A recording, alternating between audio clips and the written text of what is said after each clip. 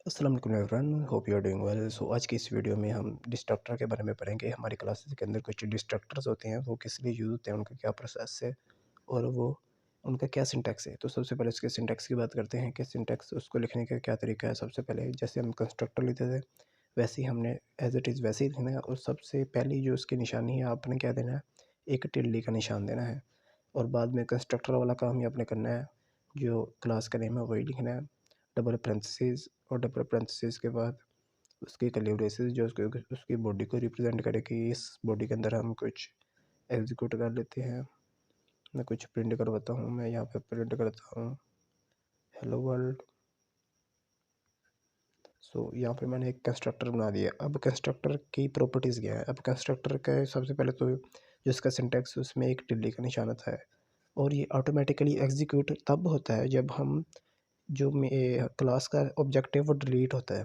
अब क्लास का object delete कब कब होता है, एक जब हम खुद लाइन ऑफ कोड एक लिखते हैं कि उसके हमारा जो ऑब्जेक्ट है वो डिलीट हो जाए, तब ये एग्जीक्यूट होगा।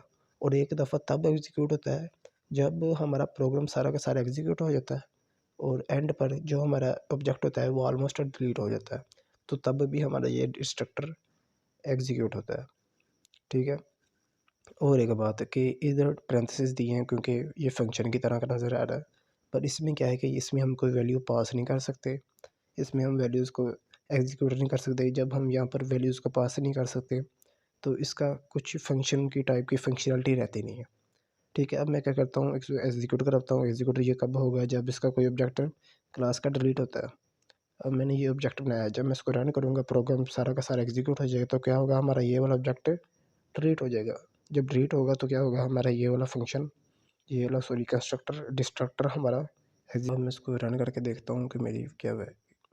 तो यहाँ पर एक सिंपली से एरर आ गया। यहाँ पर एरर क्या है कि हमारा ये जो डिस्ट्रक्टर है वो पब्लिक नहीं है। तो मैं क्या कर सकता हूँ, इसको आउटसाइड दी क्लास इसको एग्जीक्यूट नहीं कर सकता। तो मुझे यहाँ पर सबसे पहले एक स्पेसिफायर देना पड़ेगा पब्लिक, ताकि वो पब्लिक हो जाए। जहाँ पर भी हम जिस भी लाइन ऑफ कोड में हम उसको एग्जीक्यूट करना चाहें हम उसको एग्जीक्यूट कर सकते हैं।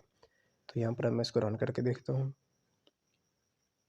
तो यहाँ पर आप देख सकते हैं कि हमारा जब प्रोग्राम सारा का सारा चल गया और जो हमारा ऑब्जेक्ट था उससे उससे हमने कोई चीज़ नहीं की, पर वो क्या हुआ, जब पूरा पूरा एग्जीक्यूट हो गया और वो फिर ऑटोमेटिकली डिलीट हो गया। जब ऑटोमेटिकली डिलीट हो गया तो डिलीट होने से क्या हुआ, हमारा जो डिस्ट्रक्टर है वो ऑटोमेटिकली एग्जीक्यूट हो गया।